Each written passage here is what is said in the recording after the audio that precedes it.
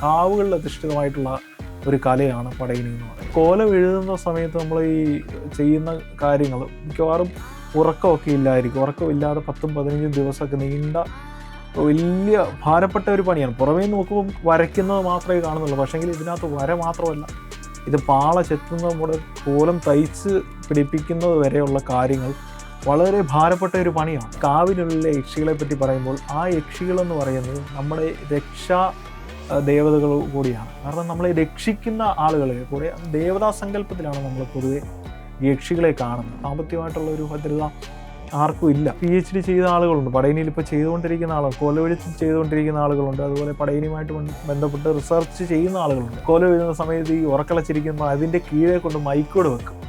അപ്പം നിരന്തരമായിട്ട് ഈ സൗണ്ട് വെക്കുമ്പോഴേ നമുക്ക് ആകെപ്പാടെ ഇറിറ്റേഷനും തലവേദനയൊക്കെ എടുക്കാൻ.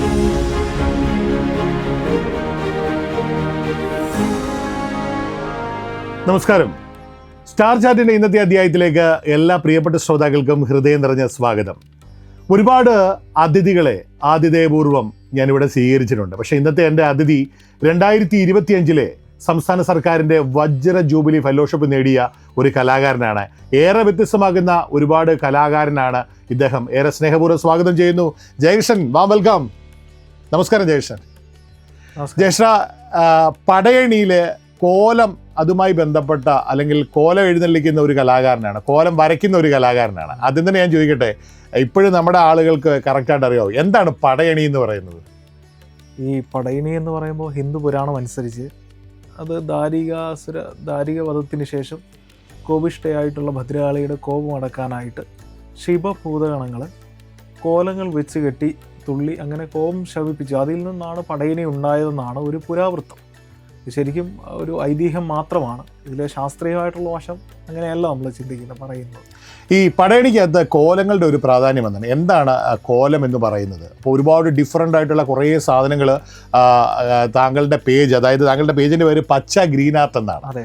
ആ പച്ച ഗ്രീൻ ആർട്ട് സെർച്ച് ചെയ്തപ്പോഴത്തേക്ക് എനിക്ക് ഒരുപാട് ക്യൂരിയോസിറ്റി ഉണ്ടാക്കുന്ന ഒരുപാട് വ്യത്യസ്തങ്ങളായിട്ടുള്ള കാര്യങ്ങളാണ് അതിലൂടെ വീഡിയോയിലും ഒക്കെ കാണാൻ സാധിച്ചത്. ശരിക്കും പടയണിയിലെ കോലത്തിൻ്റെ പ്രാധാന്യം ഒന്ന് വ്യക്തമാക്കാമോ? പടയണി എന്ന് പറയുന്നത് ശരിക്കും പ്രകൃതിയുമായിട്ട് ബന്ധപ്പെട്ട ഒരു കലയാണ്. കാരണം ഈ പടയണി കോലങ്ങൾ ചെയ്യുന്നതടക്കം പ്രകൃതിയിൽ നിന്നെടുത്ത വസ്തുക്കൾ ഉപയോഗിച്ചാണ് ചെയ്യുന്നത്. പ്രകൃതിയിൽ നിന്നെടുത്ത പാള, അതേപോലെ കുരുത്തോല, പ്രകൃതിയിൽ നിന്നെടുത്ത വർണ്ണങ്ങൾ, ഇതെല്ലാം ഉപയോഗിച്ചാണ് കോലങ്ങൾ ചെയ്യുന്നത്.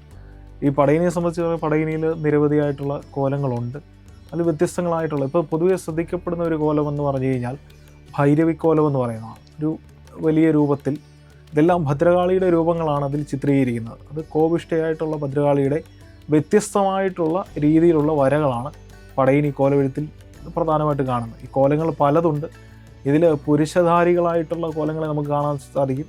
സ്ത്രീ കഥാപാത്രങ്ങളായിട്ടുള്ള യക്ഷികൾ, ദേവതാ സങ്കല്പങ്ങൾ, അങ്ങനെ വിവിധ തരത്തിലുള്ള കോലങ്ങൾ കാണാൻ സാധിക്കും. 2025 വജ്ര ജൂബിലി ഫെലോഷിപ്പ് നേടിയ പ്രിയപ്പെട്ട കലാകാരൻ ജയകൃഷ്ണനോടൊപ്പം വിശേഷങ്ങൾ പങ്കുവെക്കുമ്പോൾ, ഇപ്പം ജയകൃഷ്ണൻ നമുക്കറിയാം, പാശ്ചാത്യത്തെ തലയ്ക്ക് പിടിച്ച് വെച്ച് വിദേശത്ത് പോകണമെന്ന് ആഗ്രഹിക്കുന്ന ഒരു കൂട്ടം ആളുകളുടെ നടുക്കാണ് ഞാനും ജയകൃഷ്ണനും ഒക്കെ ജീവിക്കുന്നത്. എന്തുകൊണ്ട് നമ്മൾ നാട്ടിൽ ഒതുങ്ങിയെന്ന് നമ്മളോട് വലിയ ചോദ്യങ്ങൾ ചോദിക്കും. അത്യാവശ്യം സാമ്പത്തികമൊക്കെ ഉണ്ട്, നമ്മുടെ നാട് തന്നെയാണ് ഏറ്റവും മനോഹരം. ഞാൻ ചോദിക്കട്ടെ, എന്തുകൊണ്ടാണ് മറ്റ് വിദേശ സ്വപ്നങ്ങളൊന്നും ഇല്ലാതെ ആരും എടുക്കാത്ത ഒരു വഴി, അതായത് ആരും വളരെ റെയറായിട്ട് മാത്രം കണ്ടിട്ടുള്ള ഈ കോലവും അതുമായി ബന്ധപ്പെട്ട ട്രഡീഷനുമായും അത്തരം കാര്യങ്ങളെ തിരഞ്ഞെടുക്കാനുണ്ടായ ഒരു സാഹചര്യം എന്തുകൊണ്ടാണ്? ശരിക്കും ഇത് തിരഞ്ഞെടുക്കാൻ കാരണം എന്ന് പറഞ്ഞു കഴിഞ്ഞാൽ, ഈ പടയണി എന്ന് പറയുന്ന കലാരൂപം പത്തനംതിട്ട, കോട്ടയം, ആലപ്പുഴ ജില്ലകളിലാണ് പ്രധാനമായിട്ടും കാണാൻ സാധിക്കുന്നത്. ഇത് പത്തനംതിട്ടയിലാണ് കൂടുതലും. ആലപ്പുഴയിലെ കുറച്ച് ഭാഗങ്ങളിലും അതേപോലെ കോട്ടയത്തിലെ കുറച്ച് സ്ഥലങ്ങളിൽ മാത്രമേ കാണാൻ സാധിക്കൂ. പടയണി എന്ന് പറയുന്നത് ഒരു വേറിട്ടൊരു സംസ്കാരമാണ്. മറ്റുള്ള അനുഷ്ഠാന കലകളിൽ നിന്നും വ്യത്യസ്തമായിട്ടുള്ള ഒരു തലം പടയണിക്കുണ്ട് എന്ന് നമുക്ക് പറയാൻ ഒരു പക്ഷേ പറ്റും. കാരണം അത്തരത്തിലുള്ള ഒരു രീതിയാണ്. ഇതിൽ വിവിധ കലകളുടെ സംഗമമാണ് പടയണി എന്ന് പറയുന്നത്. ഇതിൽ കൊട്ടുണ്ട്, പാട്ടുണ്ട്, തുള്ളലുണ്ട്, എഴുത്തുണ്ട്, വിനോദ രൂപങ്ങൾ, അതായത് നാടകം പോലുള്ള, അതായത് ഈ പടയണിക്കാലത്തിൽ നാടകം, കാക്കരശ്ശി നാടകം പോലുള്ള പരിപാടികൾ അവതരിപ്പിക്കുന്നുണ്ട്. വിനോദ രൂപേണ ഹാസ്യ കഥാപാത്രങ്ങൾ കടന്നു വരാറുണ്ട്. അപ്പോൾ ഈ പടയണി എന്ന് പറയുന്ന വളരെ വ്യത്യസ്തമായിട്ടുള്ളൊരു കലയാണ്. അതിനെ അറിഞ്ഞു കഴിഞ്ഞാൽ പല ചെറുപ്പക്കാരും കൊച്ചുകുട്ടികൾ വരെ ഇതിലേക്ക് കടന്നു വരാം. വലിയൊരു ക്യൂരിയോസിറ്റി എവിടെയൊക്കെയോ ജനിപ്പിക്കുന്ന കാര്യങ്ങൾ ഇതിനുള്ളിലുണ്ട് അല്ലേ? നമ്മൾ അതിനെപ്പറ്റി പഠിച്ചു കഴിഞ്ഞാൽ കേരളത്തിലെ എത്ര ക്ഷേത്രങ്ങളിൽ ഇത്തരം മനോഹരമായിട്ടുള്ള പടയണികളെ ഇത്തരം കോലങ്ങളൊക്കെ ഉണ്ടാകുന്നുണ്ട്. അപ്പം തന്നെ ഏറ്റവും ചലഞ്ചിങ് ആയിട്ട് ജയകൃഷ്ണൻ ചെയ്ത വർക്കുകൾ എന്തൊക്കെയാണ്? ഏകദേശം ജനുവരി മാസത്തിലെ ഒരു സീസൺ തുടങ്ങിക്കഴിഞ്ഞാൽ ജനുവരി മാസം നമുക്ക് ഈ കോലമെഴുത്ത് ആരംഭിക്കുന്നത് ഹരിപ്പാടിനടുത്തുള്ള കാഞ്ഞൂർ ദേവീക്ഷേത്രത്തിൽ നിന്നാണ്. അതായത് രാണാപ്പടിക്ക് തൊട്ടിപ്പുറം. അത് തന്നെ. അവിടെ പടയണിയായിട്ടല്ല, അവിടെ കോലം എഴുന്നള്ളിപ്പ് മാത്രമേ ഉള്ളൂ. ചെറിയ ഭൈരവിക്കോലങ്ങളുടെ ഒരു എഴുന്നള്ളിപ്പാണ് അവിടെ നടക്കുന്നത്. അതിനുശേഷം തെള്ളിയൂർക്കാവ് പടയണിയോടുകൂടെ ധനുമാസത്തിൽ, ഡിസംബർ മാസം ധനുമാസത്തിൽ തെള്ളിയൂർക്കാവ് പടയണിയിലൂടെയാണ് പടയണി സ്റ്റാർട്ട് ചെയ്യുന്നത്. ഈ പടയണി സ്റ്റാർട്ട് ചെയ്താൽ പിന്നെ അങ്ങോട്ട് ഒരു ജൂൺ വരെയൊക്കെ, മെയ് ജൂൺ മാസം വരെയൊക്കെ പടയണി തുടരും. അപ്പം വിവിധങ്ങളായിട്ടുള്ള പത്തനംതിട്ട ജില്ലയിലെ വിവിധ ഭദ്രകാളി കാവുകളിൽ നമുക്ക് ഈ പടയണി കാണാൻ സാധിക്കും. അതായത് എനിക്ക് തോന്നുന്നു അമ്പലത്തിനകത്ത് കാവും കളരിയും ഉള്ളിടത്താണ് ഈ പടയണി വളരെ നിശ്ചയമായി ഉണ്ടാകുന്നത്, അല്ലേ? തീർച്ചയായിട്ടും. കാരണം ഈ കാവിൻ്റെ കലയാണ് പടയണി. ആദ്യകാലങ്ങളിൽ പടയണി കാവിനുള്ളിൽ നടത്തപ്പെട്ടിരുന്ന ഒരു കലയാണ്. പിന്നീട് ഈ വൈദിക ക്രിയകളും ശാസ്ത്രീയമായിട്ടുള്ള പൂജകളും ഒക്കെ വന്നതിന് ശേഷമാണ് ഈ കാവിനുള്ള ദേവതാ ദേവീ സങ്കല്പങ്ങളെ ക്ഷേത്രത്തിനുള്ളിലേക്ക് മാറ്റപ്പെട്ടു. അതിനുശേഷമാണ് ക്ഷേത്രത്തിൽ പടയണി നടക്കാൻ തുടങ്ങി. പിന്നെ എനിക്ക് ചലഞ്ചിങ് ആയിട്ട് തോന്നിയത്, കാരണം ഈ പടയണിയിലെ കോലമെഴുത്തിൽ പൊതുവെ ചെറുപ്പക്കാരുടെ പ്രാധാന്യം കുറവായിരുന്നു.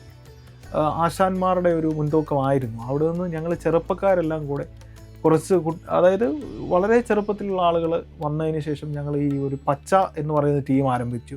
അങ്ങനെ ഞങ്ങൾ ചലഞ്ചിങ് ആയിട്ട് കദളിമംഗലം, വെൺപാലക്കര പോലുള്ള സ്ഥലങ്ങളിലെ കോലങ്ങളെല്ലാം എടുത്ത് ചെയ്തു ഈ ചെറുപ്പക്കാരായിട്ട് ആളുകൾ.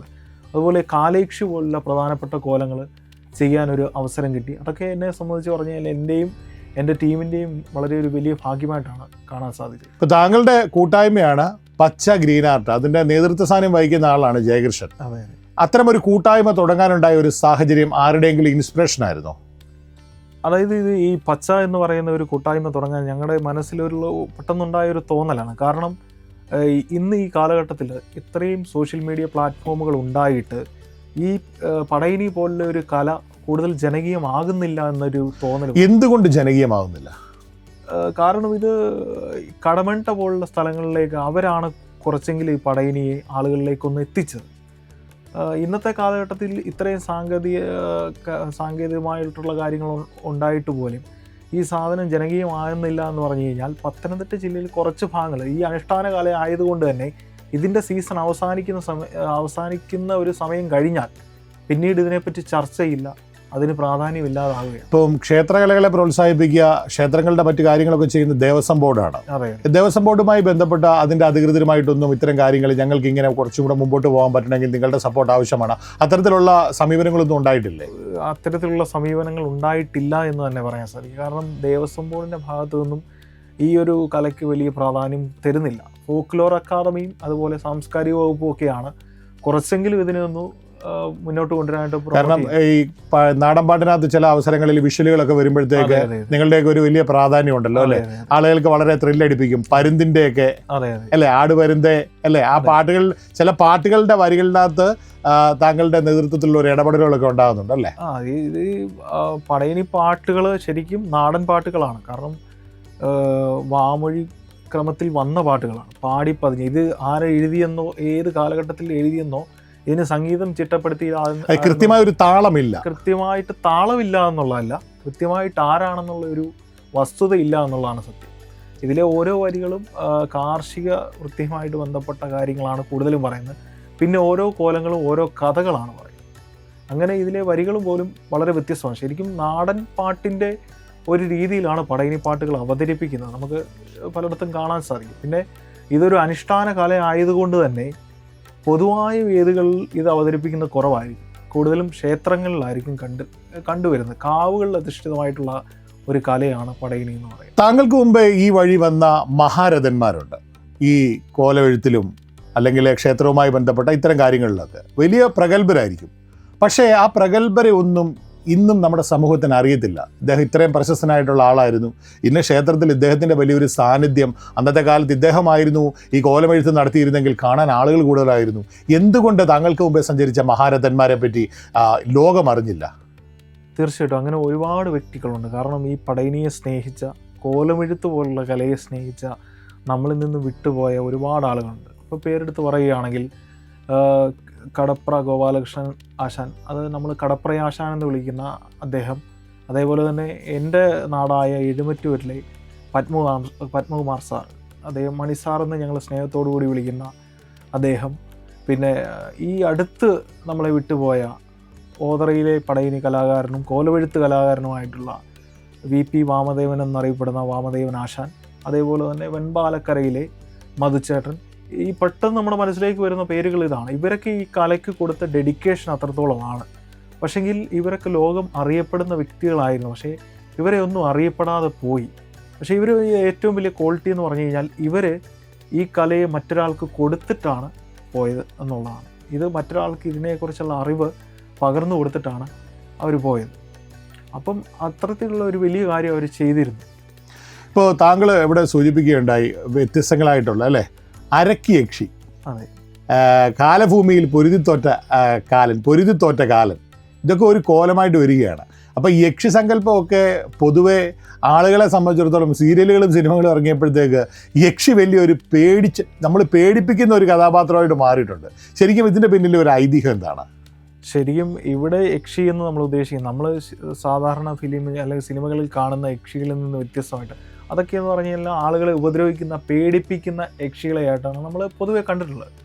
പക്ഷേ നമ്മൾ പടയണി വെച്ച് ചിന്തിക്കുമ്പോൾ അല്ലെങ്കിൽ കാവിനുള്ളിലെ യക്ഷികളെ പറ്റി പറയുമ്പോൾ ആ യക്ഷികളെന്ന് പറയുന്നത് നമ്മുടെ രക്ഷാ ദേവതകൾ കൂടിയാണ്. കാരണം നമ്മളെ രക്ഷിക്കുന്ന ആളുകളെ കൂടെ ദേവതാ സങ്കല്പത്തിലാണ് നമ്മൾ പൊതുവെ യക്ഷികളെ കാണുന്നത്.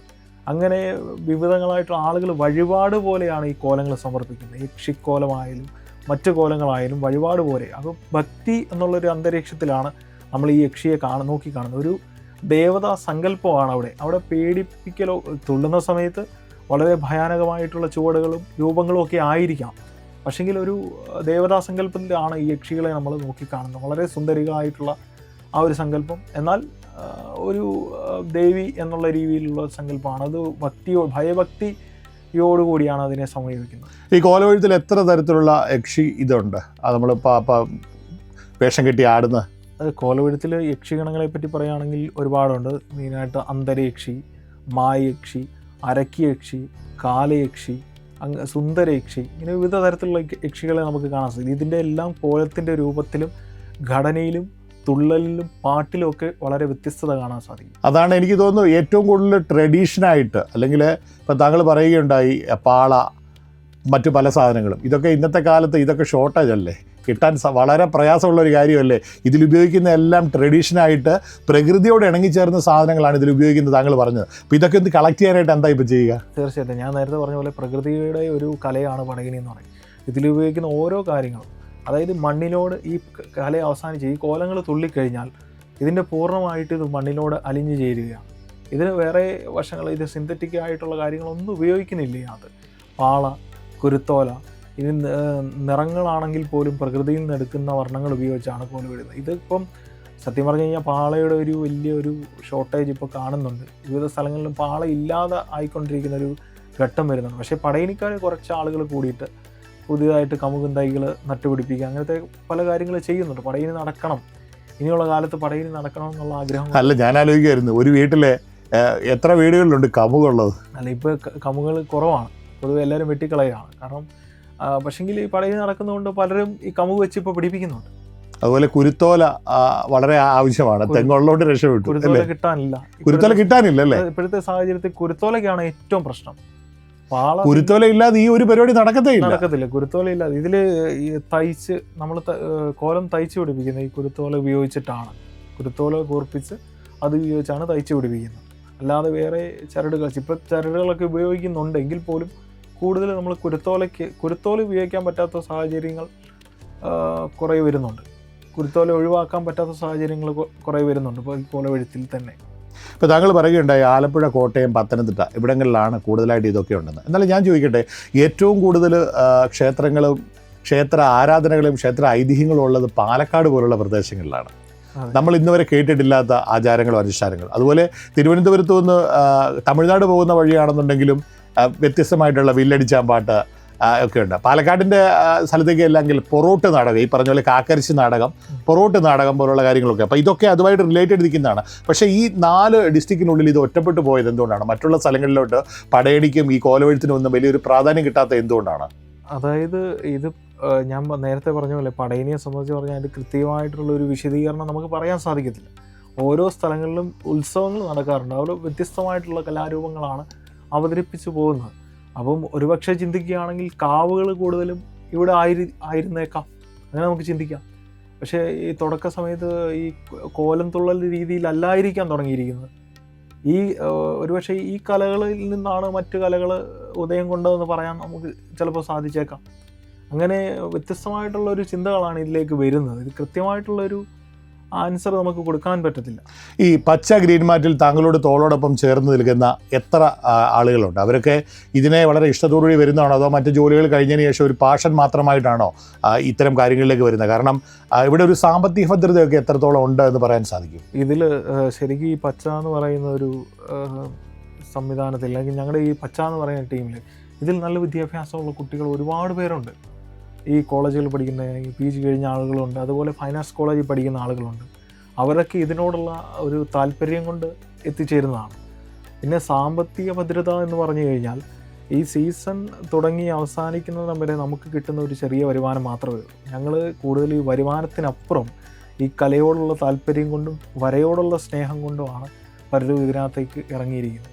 ഇത് കഴിഞ്ഞതിന് ശേഷം എല്ലാവരും ഓരോ ജോലിയിലേക്ക് പ്രവേശിക്കും. പക്ഷേ എങ്കിൽ ഈ സീസൺ ആകുന്ന സമയത്ത് പലരും ഈ ഒരു താല്പര്യം കൊണ്ട് ആ ജോലികൾ ഉപേക്ഷിക്കാനായിട്ട് നിർബന്ധിതരാകുകയാണ്. കാരണം നമ്മൾ വന്നു കഴിഞ്ഞാൽ ചെയ്യാനുള്ള ആളുകൾ ചുരുക്കമാണ്.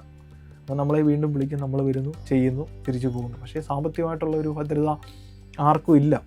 ഞാൻ ചോദിക്കട്ടെ, അങ്ങനെയാണെങ്കിൽ എനിക്കൊരു ചോദ്യം താങ്കളോട് ചോദിക്കാനുള്ളത്, ഇപ്പോൾ 8 ലക്ഷം രൂപ 10 ലക്ഷം രൂപ വരെയുള്ള പടയണികളുണ്ട്, കോലവെഴുന്നള്ളിപ്പിനൊക്കെ ഉണ്ട്. ഇത്രയും ഭീമമായ ഒരു തുക വെക്കുമ്പോഴത്തേക്ക് സാധനങ്ങൾ വാങ്ങി തീർക്കാൻ തന്നെ അതിലേറെ പൈസ ആകുന്നുണ്ടോ? അതോ ഒരാൾക്കൊരു നിശ്ചിത വരുമാനം, അതായത് ഒരു ദിവസം ഒരാൾക്ക് ജീവിക്കാൻ പറ്റുന്ന ഒരു തുക കൊടുത്തുവിടാൻ പോലും ഇതിന് സാധിക്കുന്നില്ലേ? അതായത് ഈ കോലം എഴുത്ത് നടക്കുക കൂടുതലും ചിലവ് വരുന്നത് ഈ കോലങ്ങൾ നിർമ്മിക്കാനുള്ള, ഇപ്പോൾ പാളയ്ക്ക് തന്നെ നല്ല ഒരു എമൗണ്ട് വരുന്നുണ്ട്, ചിലവാകുന്നുണ്ട്. പിന്നെ ഇതിൻ്റെ ഫ്രെയിം ഉണ്ടാക്കുക എന്ന് പറയാൻ അതിന് നല്ലൊരു ചിലവ് വരുന്നുണ്ട്. പിന്നെ കൂടുതൽ ഈ കോലം എഴുന്നള്ളിപ്പ് പോലുള്ള സ്ഥലങ്ങളിൽ ഈ കൂടുതൽ തുകയാകുന്നതിൻ്റെ കാരണം അവിടെ അവർ രാവിലെ തൊട്ടുള്ള വരുന്ന ആളുകൾക്കുള്ള ഭക്ഷണം, അതൊരു വലിയ ഉത്സവമായിട്ടാണ് ഒരു വീട്ടിലൊരു കോലം എഴുന്നള്ളിപ്പിക്കും നടക്കുന്നത്. അങ്ങനെ വലിയൊരു ചിലവ് ഇതിനകത്ത് വരുന്നുണ്ട്. പിന്നെ പടയിൽ നടക്കുന്ന ക്ഷേത്രങ്ങളിൽ ഒരു ദിവസം മാത്രമല്ല പടയിൽ, 28 ദിവസത്തെ ചൂട്ട് വെച്ചതിന് ശേഷം 28 ദിവസത്തെ പടയിൽ നടക്കുന്ന സ്ഥലങ്ങളുണ്ട്. ചിലയിടങ്ങളിൽ ഒരു കരയാണെങ്കിൽ ചിലയിടങ്ങളിൽ 8 ദിവസത്തെ 10 ദിവസങ്ങളിലെ പടയിൽ നടക്കുന്ന സ്ഥലമുണ്ട്.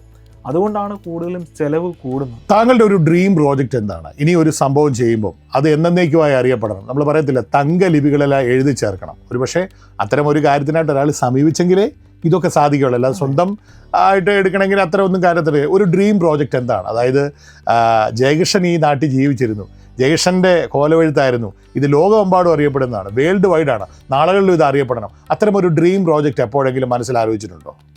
തീർച്ചയായിട്ടും. അതായത് ഞങ്ങളുടെ പ്രധാനപ്പെട്ട ലക്ഷ്യം എന്ന് പറയുന്നത്, ഇത് കേരളത്തിൻ്റെ ഒരു തനതായിട്ടുള്ള കലയാണ് പടയണി എന്ന് പറയുന്നത്. ഇതിനെ ജനകീയമാക്കുക. എവിടെ മലയാളികളുണ്ടോ അവരെല്ലാവരും പടയണി അറിഞ്ഞിരിക്കണം, അല്ലെങ്കിൽ പടയണിയെപ്പറ്റി കൃത്യമായിട്ട് അവർക്ക് എന്താണ് എന്നുള്ളൊരു വിശദീകരണം കൊടുക്കാൻ സാധിക്കണം. എപ്പോഴെങ്കിലും മലയാളത്തിൻ്റെ ഏതെങ്കിലും ഒരു ഗ്രന്ഥത്തിലോ ശാഖയിലോ ഇതിനുമായിട്ട് ബന്ധപ്പെട്ട ഒരു PhD ഒരു ആർട്ടിക്കിളോ എന്തെങ്കിലുമൊക്കെ ഉണ്ടോ? ആർട്ടിക്കിൾ വളരെ ചുരുക്കമാണ്. കാരണം നമ്മുടെ ആരെങ്കിലും PhD ചെയ്തവരുണ്ടോ? PhD ചെയ്ത ആളുകളുണ്ട്, പടയണിയിൽ ഇപ്പോൾ ചെയ്തുകൊണ്ടിരിക്കുന്ന ആളുകൾ, കോലവെഴുത്തിൽ ചെയ്തുകൊണ്ടിരിക്കുന്ന ആളുകളുണ്ട്, അതുപോലെ പടയണിയുമായിട്ട് ബന്ധപ്പെട്ട് റിസർച്ച് ചെയ്യുന്ന ആളുകളുണ്ട്. നമ്മുടെ പ്രശസ്തനായിട്ടുള്ള കവി കടമേട്ടയുടെ വരവിന് ശേഷമാണ് പടയണിയെ കുറച്ചെങ്കിലും ആളുകൾ അറിയാൻ തുടങ്ങി. അദ്ദേഹത്തിൻ്റെ കവിതകളിലൊക്കെ പടയണിയെപ്പറ്റി കൃത്യമായിട്ട് പരാമർശിക്കുന്നുണ്ട്. അങ്ങനെ ഏറെക്കുറെ ഇതിനൊരു വിശദീകരണം കൊടുക്കാൻ സാധിച്ചത് കടമേട്ട എന്ന് പറയുന്ന ഒരു പടയണി ഗ്രാമത്തിൽ നിന്നുമാണ് എന്ന് ഒരു പക്ഷേ നമുക്ക് പറയാൻ സാധിക്കും. അതിന് ശേഷമാണ് വിവിധ കരകളിലേക്ക് ഇത് വ്യാപിപ്പിക്കുന്നത്. പിന്നെ ഇനി എടുത്തു പറയുകയാണെങ്കിൽ എൻ്റെ നാടായിട്ടുള്ള എഴുമറ്റൂർ റിപ്പബ്ലിക് പരേഡിന് നമ്മൾ പടയണി അവതരിപ്പിച്ചിട്ടുണ്ട് 2 വർഷം. അങ്ങനെ പടയണി അവതരിപ്പിച്ചു ഡൽഹി വെച്ചിട്ട് നമുക്ക് ക്ഷണം സ്വീകരിച്ച് നമ്മൾ പോയി പടയണി ചെയ്തിട്ടുണ്ട്. കേരളത്തിൻ്റെ തനതായ രൂപം ഫ്ലോട്ട് നമ്മൾ പടയണി എന്നുള്ള രീതിയിലാണ് അവതരിപ്പിച്ചത്. ഇപ്പോൾ ഇവിടെ ഞാൻ ആദ്യം കണ്ടിരിക്കുന്ന പടയണി എന്ന് പറയുന്നത് നീലമ്പേരൂർ പള്ളി ഭഗവതി ക്ഷേത്രത്തിലെ പൂരം പടയണിയാണ്. അപ്പോൾ പിന്നെ ഉള്ളത് കോട്ടാങ്ങൽ പടയണി. ഇത് രണ്ടും വളരെ ഫേമസ് ആണ്. എനിക്ക് തോന്നുന്നു കോട്ടാങ്ങൽ ഞാൻ പരിപാടിക്ക് പ്രോഗ്രാമിന് പോയ സമയത്ത് എപ്പോഴോ കണ്ടിട്ടുണ്ട്. പക്ഷേ ഞാൻ നീലമ്പേരൂർ പൂരം പടയണി കണ്ടതാണ്. ശരിക്കും യഥാർത്ഥ പടയണി എന്ന് പറയുന്നത് ഈ പൂരം പടയണിയാണോ അതോ താങ്കൾ പറഞ്ഞു വരുന്ന ഈ കാര്യങ്ങളാണോ? ഈ പൂരം പടയണിയും ഈ പറഞ്ഞ നമ്മൾ ഈ കോലം തുള്ളൽ പോലുള്ള കലയുള്ള പടയണി എന്ന് പറയുന്നത് ഇത് തമ്മിൽ വ്യത്യാസമുണ്ട്. എന്താണ് ഡിഫറൻറ്റ്? പൂരപ്പടയണി എന്ന് പറയുന്ന അവിടുത്തെ വലിയൊരു ഉത്സവം പോലെ അവർ നടത്തുന്ന ഒരു പടയണിയാണ് നമുക്ക് പറയാൻ പറ്റും.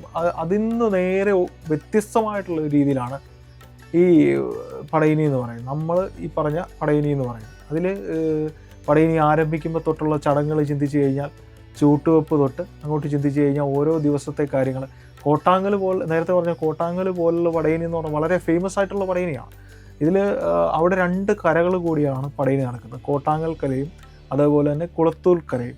ഇതിൽ ഓരോ ദിവസങ്ങളിലും പ്രധാനപ്പെട്ട കോലങ്ങൾക്ക് വേണ്ടി ഓരോ ദിവസങ്ങളുണ്ട്. ഗണപതി കോലം ഒരു ദിവസം നടക്കുന്നു, പഞ്ചകോലങ്ങൾ ഒരു ദിവസം നടക്കുന്നു, അതിനുശേഷം അടവി എന്ന് പറയുന്ന ഒരു പ്രത്യേകമായിട്ടുള്ള ചടങ്ങ് നടക്കുന്നു. ഇതിന് ശേഷമാണ് വലിയ പടയണി വരുന്നത്. അവിടെ ഓരോ ദിവസങ്ങളിലും വ്യത്യസ്തമായിട്ടുള്ള കോലങ്ങൾ നമുക്ക് കാണാൻ സാധിക്കും. ഇതിൽ ഞാൻ നേരത്തെ പറഞ്ഞ പോലെ കൊട്ടുണ്ട്, പാട്ടുണ്ട്, തുള്ളലുണ്ട്, എഴുത്തുണ്ട്. അത് വലിയൊരു സംസ്കാരത്തിൻ്റെ ഭാഗമാണ്. ഇന്ന് ആ നാട് അറിയപ്പെടുന്നത് തന്നെ പടയണിയുടെ പേരിലാണ്. ഇന്ന് പത്തനംതിട്ട ജില്ലയിലെ പടയണിയുള്ള ഗ്രാമങ്ങളെല്ലാം അറിയപ്പെടുന്നത് പടയണിയുടെ പേരാണ്. കടമനിട്ട, എഴുമറ്റൂർ, കോട്ടാങ്ങൽ, ഈ പറഞ്ഞ കദളിമംഗലം, അങ്ങനെ ഇലന്തൂർ, കുരമ്പാല, പുത്തൻകാവ്, കുരമ്പാല 5 വർഷത്തിൽ പടയണി നടക്കുന്ന സ്ഥലമാണ് പുത്തൻകാവ്, പന്തളം, കുരമ്പാല ക്ഷേത്രം. ഇങ്ങനെ പല കരകളും ഇന്ന് അറിയപ്പെടുന്നത് പടയണിയുടെ പേരിലാണ് പത്തനംതിട്ട ജില്ലയിൽ. ഈ പച്ച ഗ്രീൻ ആർട്ടിന് ഈ ഒരു കാര്യത്തിനായിട്ട് ഇറങ്ങിത്തിരിച്ചപ്പം എത്രത്തോളം നേട്ടങ്ങൾ ഉണ്ടായിട്ടുണ്ട്? താങ്കളുടെ ഫേസ്ബുക്ക് പോസ്റ്റിലായാലും ഇതിനെപ്പറ്റി ധാരാളമുണ്ട്. അത് റിപ്പബ്ലിക് ഡേക്ക് താങ്കൾക്ക് ഡൽഹിയിൽ ക്ഷണമുണ്ടായിരുന്നു, അവിടെ അവതരിപ്പിക്കാനൊക്കെ ഉണ്ടായി. എപ്പോഴെങ്കിലും നമ്മൾ തുടങ്ങിയെടുത്തു നിന്ന് താങ്കളുടെ ഒരു ഗ്രാഫ് ഒന്ന് പരിശോധിച്ചാൽ എത്രത്തോളം താങ്കൾക്ക് മുന്നോട്ട് പോകാൻ സാധിച്ചിട്ടുണ്ട്? ശരിക്കും റിപ്പബ്ലിക് പരേഡിന് ഞാനല്ല പങ്കെടുത്തത്, എനിക്ക് മുമ്പേ ഉള്ള ആശാന്മാരായിരുന്നു. അവർ നേരത്തെ 2008-ലും 2010-ലും ആയിരുന്നു ശരിക്കും നടക്കുന്ന സമയം. ആ സമയത്ത് നമ്മൾ ഈ മേഖലയിലേക്ക് എത്തിയിട്ടുണ്ടെങ്കിലും അത്ര സജീവമല്ലായിരുന്നു. അതിനുശേഷം ഈ പച്ച എന്ന് പറയുന്ന ഒരു സംവിധാനം ആരംഭിച്ചതിന് ശേഷം ആദ്യമൊക്കെ ജനങ്ങൾക്ക് ഇത് സ്വീകരിക്കാനുള്ള കുറച്ച് ബുദ്ധിമുട്ടുകളുണ്ടായിരുന്നു. പക്ഷെങ്കിൽ ഞങ്ങൾ ഇതിനെ വ്യത്യസ്തമായിട്ടുള്ള തലത്തിലേക്ക് ചിന്തിച്ചു. ഇപ്പം നമ്മൾ കോലങ്ങളിൽ മാറ്റം ഇല്ലെങ്കിൽ പോലും ഞങ്ങളുടെ പോസ്റ്ററുകളൊക്കെ വളരെ വ്യത്യസ്തമായിട്ടുള്ള രീതിയിൽ ഞങ്ങൾ ചിത്രീകരിക്കാൻ തുടങ്ങി, റീലുകൾ ചിത്രീകരിക്കാൻ തുടങ്ങി. അപ്പോൾ ആളുകൾ ഇത് നോക്കി കാണുമ്പോൾ ഇതിനൊരു വ്യത്യസ്തത കണ്ടു തുടങ്ങി. അങ്ങനെയാണ് എല്ലാവരും പച്ച എന്നുള്ള പേര് ഞങ്ങൾ ഇപ്പോൾ നിലവിലുണ്ടാക്കിയെടുത്തിട്ടുണ്ട്. അത് എനിക്ക് തോന്നുന്ന ഒരു പേരിൽ തന്നെ ഒരു വ്യത്യസ്തതയാണല്ലേ, പച്ച. അതെ അതെ, പച്ച ഗ്രീൻ ആർട്ട് എന്ന് പറയുന്നത് അല്ലേ. ഇതിപ്പോൾ നമ്മൾ ഈ പറഞ്ഞ പോലെ താങ്കൾ പറഞ്ഞു തുള്ളലിൻ്റെ കാര്യം പറയുകയുണ്ടായി. അപ്പോൾ ഇത്രയും ഭാരമുള്ള സാധനം തോളിലേറ്റി വേഷം കെട്ടിയാണ് തുള്ളുന്നത്. ഇത് എപ്പോഴെങ്കിലും ഹെൽത്തിനെയൊക്കെ ബാധിക്കുന്നുണ്ടോ? തീർച്ചയായിട്ടും ഒരുപാട് പേർക്ക് ബാധിച്ചിട്ടുണ്ട്. ഈ കോലം എഴുത്തും പടയണി തുള്ളുന്ന ആളുകളും ഈ വലിയ കോലങ്ങൾ എടുക്കുന്ന സമയത്ത് ഒരുപക്ഷെ നമുക്ക് ഫിസിക്കലി അത്ര സ്ട്രോങ് അല്ലാത്ത ഒരാളാണ് ഇത് എടുക്കുന്നതെന്നുണ്ടെങ്കിൽ അയാൾക്ക് വലിയ ക്ഷതങ്ങളൊക്കെ ഏൽക്കാനുള്ള സാധ്യത കൂടുതലാണ്. പിന്നെ കൂടുതലും ഇത് എക്സ്പീരിയൻസ് ഉള്ള ആളുകളാണ് ഈ വലിയ കോലങ്ങളൊക്കെ തുള്ളുന്നതെന്ന് നമുക്ക് പറയാം.